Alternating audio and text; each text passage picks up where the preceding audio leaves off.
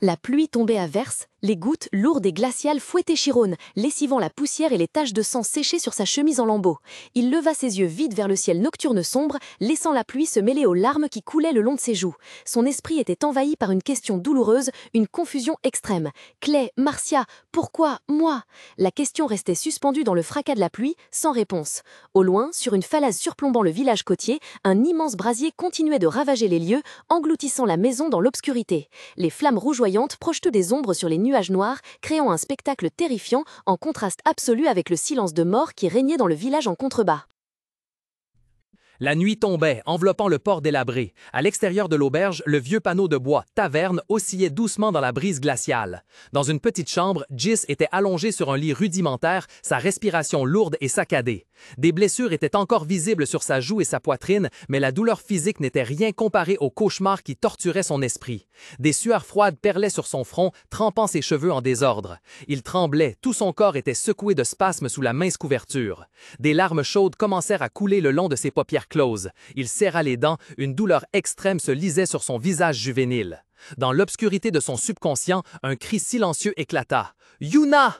Dans son cauchemar soudain, Gis avait l'impression d'être submergé sous une eau glaciale, son corps trempé de sueur. Un cri d'horreur finit par s'échapper de sa poitrine, résonnant dans l'espace silencieux. Il haletait, pris de panique. Sans hésiter, il bondit hors du lit. Ses pieds nus atterrirent brutalement sur le sol, une vieille blessure à la plante des pieds se rouvrit, laissant une traînée de sang sur le plancher de bois froid. Une conscience terrifiante parcourut l'échine de Gis alors qu'il était étendu de tout son long sur le plancher de bois froid. Le clair de lune argenté filtrait à travers le cadre de la fenêtre grillagée, illuminant la silhouette de Marcia, se tenant droite, les mains sur les hanches avec un air hautain. Dans l'obscurité, ses yeux rouges brillaient d'une manière inquiétante, le fixant avec dédain. Il balbutia intérieurement, la peur lui broyant la poitrine. « Ils sont les vrais, ce sont bien les vrais !» Immédiatement après, une force terrifiante le projeta en arrière. Gis heurta violemment le sol avec son dos, renversant les meubles dans sa chute. La pièce, déjà désordonnée, devant encore plus chaotique, le sol marqué d'innombrables traces de pas sales. Des larmes chaudes jaillirent de ses yeux, se mélangeant au sang et à la poussière sur son visage. L'image de sa petite sœur traversa son esprit et Gis hurla dans une souffrance extrême « Yuna !» Son cri désespéré agit comme un stimulant, transformant la peur en une rage impuissante. Gis ignora les douleurs lancinantes dans tout son corps et se précipita vers la porte ouverte, courant dans la nuit brumeuse à la recherche de sa sœur. Le visage de Gis se contracta sous une douleur atroce, les larmes se mêlant au sang qui coulait à flots de sa blessure au front. Il serra les dents, un cri de désespoir déchirant jaillissant de sa poitrine. « Yuna !» Son hurlement se perdit dans le déluge de pluie, résonnant dans les ruelles sombres et glaciales de la ville. La silhouette frêle et solitaire de Gis se tenait au milieu de la rue déserte, le deuil enveloppant l'espace lugubre. Le cauchemar ne lâchait pas Gis, même dans son sommeil. Il se débattait dans son lit, des larmes brûlantes trempant son oreiller. « Yuna !» Ce nom s'échappait de ses lèvres tremblantes, étranglées par des sanglots. Lorsque l'aube pointa, la lumière chaude du soleil illumina le village côtier. Une colonne de fumée blanche funèbre s'élevant de la falaise, brisant le paysage autrefois paisible. Sous les palmiers, les villageois se rassemblèrent silencieusement autour des cendres de la maison. Au milieu des murmures, certains ne pouvaient cacher leur stupéfaction. Que s'est-il passé? Tout cela s'est produit en une seule nuit! Dans un autre décor, sous un ciel flamboyant au crépuscule, au bord d'une mer balayée par les vents, Elzine prit la parole, sa voix grave et distincte. Clay, Marcia. Sa main serra la poignée de son épée, tirant lentement la lame de son fourreau tout en racontant l'histoire. Il y a 7 ans, elle a attaqué seule le royaume d'Eron. Elle était à la tête d'une troupe de mercenaires légendaires qui a failli renverser une nation entière. Marquant une pause, Elzine leva la main pour rassembler adroitement ses cheveux blonds dorés, les attachant en une queue de cheval soignée. La brise marine emporta quelques mèches douces et dans cet instant, son regard brilla d'une détermination inflexible. Le frottement de la lame entre le fourreau produisit un swoosh aigu. Riant fronça les sourcils, l'air un peu sceptique. Mais cette invasion du royaume d'Eron ne s'est-elle pas solvée par un échec? Nous n'avons donc pas à la craindre, n'est-ce pas? Elzine se contenta de serrer son lien à cheveux, ses yeux verts plissaient d'un air entendu. C'est vrai, l'armée royale est arrivée avant la fin de l'heure dorée, mais le timing était suspectement parfait. Le lien fut serré avec une détermination tranchante, comme une affirmation de ses soupçons. Le manteau vert d'Amy claquait au vent lorsqu'elle se retourna brusquement. Son regard perçait Elzine, chargé de suspicion. Le moment Oui, répondit doucement Elzine, sa voix calme dissimulant mal la tension. Amy serra son manteau, sa voix se faisant plus grave. Il semblerait que les mercenaires Paro aient été manipulés dans cette guerre civile. Pendant ce temps, Chiron, drapée dans sa robe de magicienne distinctive, se tenait silencieuse au milieu de la terre désolée et poussiéreuse, son regard complexe fixé sur le sol aride. Elzine s'approcha, son expression tout aussi sombre. Juste après l'attaque des mercenaires contre la chambre basse du royaume des Hérons, un membre du Sénat est apparu avec l'armée royale comme s'il avait attendu le moment. Une image sanglante de mercenaires trahis et massacré lui traversa l'esprit. Amy reprit son analyse, sa voix glaciale face à la cruelle vérité. D'après mon père, les mercenaires ont en fait été embauchés par ce même membre du Sénat. Alors, n'étaient-ils que des pions? Toute cette affaire a-t-elle été orchestrée par ce sénateur? Sous la lumière orangée du crépuscule, Elzine expliqua d'un ton grave, peut-être est-ce pour consolider leur position politique. Nous ne savons pas si c'est la vérité, mais... Ryan, à ses côtés, fronça les sourcils, perplexe. La politique, c'est compliqué. Non loin de là, Chiron se tenait silencieux près de son cheval.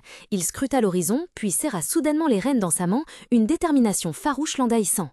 Il déclara avec assurance « Nous allons les arrêter ». Puis Chiron se retourna, ses yeux bleus perçants remplis de résolution fixant ses compagnons. « Vous êtes prêts ?» « Prêt » répondit Ryan, les yeux brillants de détermination. Elzine et Amy, le visage grave, acquiescèrent silencieusement. Sans un mot de plus, tous les quatre éperonnèrent leurs montures à l'unisson. Les destriers hennirent et bondirent, leurs sabots martelant le sol, soulevant des nuages de poussière sur la plage. Le groupe se lança comme une flèche, le fracas des sabots résonnant sur le sable à perte de vue, se mêlant au murmure des vagues alors qu'ils avançaient ensemble.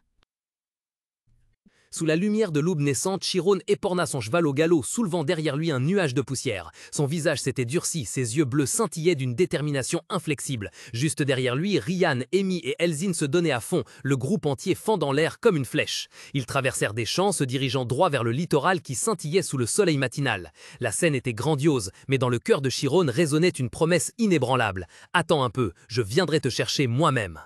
Toute la troupe galopa le long du sable humide, là où les vagues écumeuses déferlaient sans cesse. Pendant ce temps, quelque part, surplombant la côte, une main fine, gantée de mitaines, se posa doucement sur l'encadrement d'une fenêtre. Marcia esquissa un sourire en coin, sa voix empreinte d'un mélange d'amusement et de mépris. Ces gamins ont du cran. Oseraient-ils venir me chercher en personne?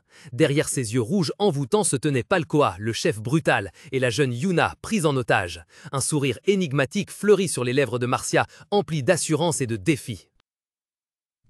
Dans l'obscurité, la voix envoûtante de Marcia résonna, empreinte d'un défi glacial. « Voyons ce que tes sbires sont capables de faire. » Face à cette provocation, Palkoa ne put que grincer des dents, la sueur froide perlant sur son front tendu.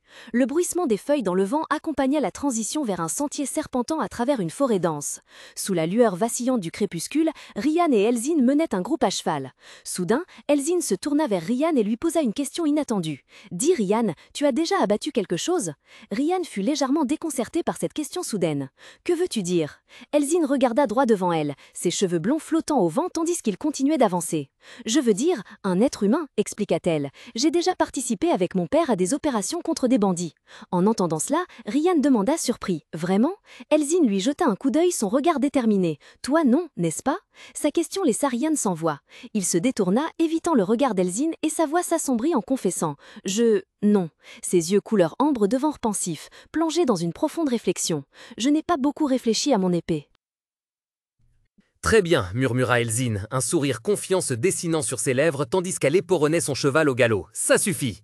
Soudain, ses oreilles se dressèrent légèrement. Tous ses sens se mirent immédiatement en alerte, à l'écoute des bruissements inhabituels qui rompaient le silence de la forêt. Sentant le danger, Elzine tira brusquement sur les rênes, ses yeux verts lançant des éclairs. « Ils arrivent !» cria-t-elle pour avertir.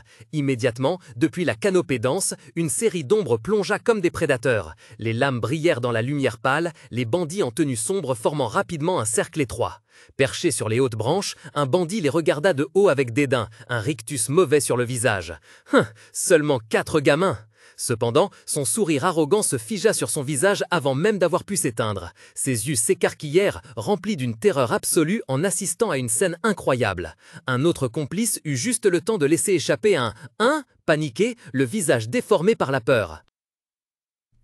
Une explosion terrifiante déchira le silence de la forêt. Les flammes s'élevèrent avec une fureur dévastatrice, engloutissant l'espace et projetant les bandits hébétés dans les airs comme des pantins désarticulés. La chaleur intense incinéra la végétation environnante et les hurlements déchirants des brigands résonnèrent entre les arbres massifs. Au milieu de la mer de feu chaotique, Amy Carmis se tenait immobile, sa chevelure rousse flottant comme une torche vivante. Ses yeux émeraudes étincelaient désormais d'une lueur puissante, froide et résolue. Le feu magique dansait encore autour de ses mains, témoignant de la puissance destructrice qu'elle venait de libérer. Sidérés par l'attaque soudaine, les bandits survivants la fixèrent avec une horreur absolue. Un mage, balbutia l'un d'eux, la voix brisée par la peur. Un autre, reconnaissant la nature de la magie, hurla de désespoir. « C'est une attaque ciblée, écartez-vous » Mais l'avertissement arriva trop tard. Alors que la terreur des flammes était encore vive, un rayon de lumière aveuglant, fin comme un fil, lacéra soudainement le ciel et plongea droit sur la forêt, annonçant une attaque encore plus terrifiante. Au même instant, Chiron lança son sort Photon. Une violente explosion de magie lumineuse se produisit, soulevant la terre et les pierres sur son passage. Témoin de la défaite de son chef, l'un des bandits restants s'agenouilla, horrifié, et s'écria « Chef, chef !»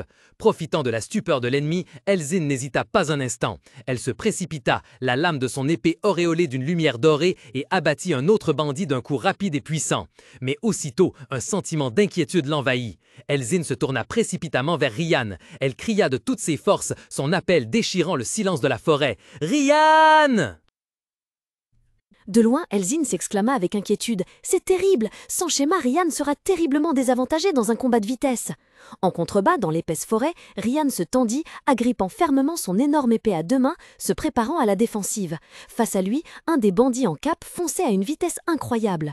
Le bandit afficha un sourire méprisant, pensant « Quel idiot! Qui apporterait une épée pareille dans une forêt ?» Il dépassa Ryan comme un éclair, ne laissant qu'un flou et un nuage de poussière. Dépassé en un clin d'œil, Ryan serra les dents, concentrant toute sa force dans ses muscles pour se retourner.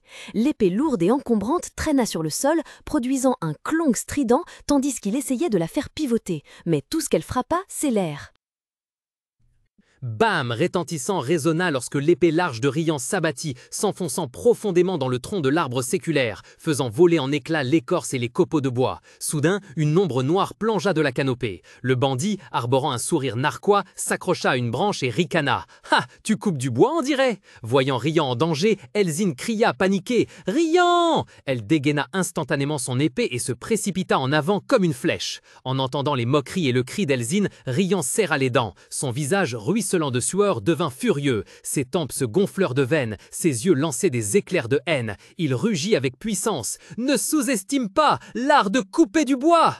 Immédiatement, un flux d'énergie dorée et fulgurante enveloppa l'épée large. L'air environnant sembla se figer, puis éclata dans une détonation assourdissante lorsque Ryan concentra toute sa force dans sa frappe, créant une auréole de lumière aveuglante.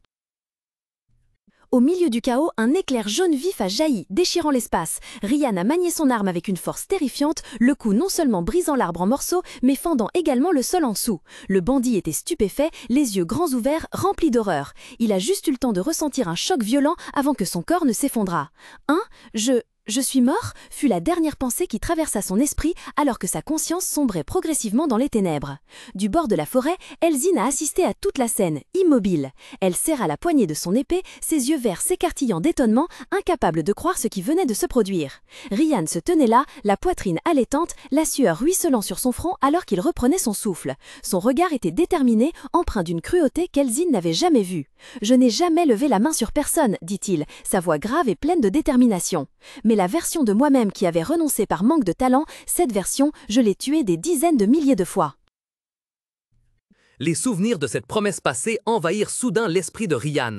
Il avait serré les épaules de Chiron, ses yeux dorés brûlants de détermination. « Tu dois absolument devenir une magicienne, et moi, je deviendrai le plus puissant des chevaliers, l'épée qui te protège. » Ce serment résonnait encore, une motivation, un objectif qu'il n'avait jamais oublié. Revenant à la réalité, l'atmosphère du champ de bataille était tendue comme un arc. La sueur perlait sur ses tempes, Ryan serrait la poignée de son épée à deux mains, sentant son poids familier. Son regard était ferme, fixé sur l'ennemi. « Parce que jamais, murmura-t-il, sa voix grave et pleine de puissance, je n'ai brandi cette épée à la légère. » Non loin de là, Elzin observait le dos solide de Ryan. Un sourire doux et d'une confiance absolue s'épanouit sur ses lèvres. « Très bien, répondit-elle doucement, sa voix pleine de détermination. Pendant ce temps, au sommet d'une forteresse voisine, les bandits observaient avec effroi le champ de bataille à travers des jumelles. À travers les lentilles, ils voyaient une scène incroyable. Un bandit hurla d'horreur, sa voix se brisant. « Impossible! Notre équipe de reconnaissance, vaincue par cette bande de novices et par seulement 2 mages en plus! » D'un point d'observation élevé, l'un des voleurs de Martia rugit de frustration et de stupéfaction, des gouttes de sueur perlant à ses tempes. Ils sont bien plus forts que ce qu'on imaginait. Son complice à côté, plissant les yeux derrière ses jumelles, grince des dents. Ne te laisse pas berner par le rage. Un autre, cependant, arborant un rictus sournois, esquissait un sourire narquois. Il ne semblait pas le moins du monde intimidé. Au contraire, il paraissait amusé. Ses doigts tripotaient un étrange dispositif ressemblant à un détonateur à distance, ses yeux brillant d'une lueur cruelle. D'une voix rauque et assurée, il lança. Ils ont des compétences intéressantes, alors montrons-leur quelque chose d'encore plus intéressant.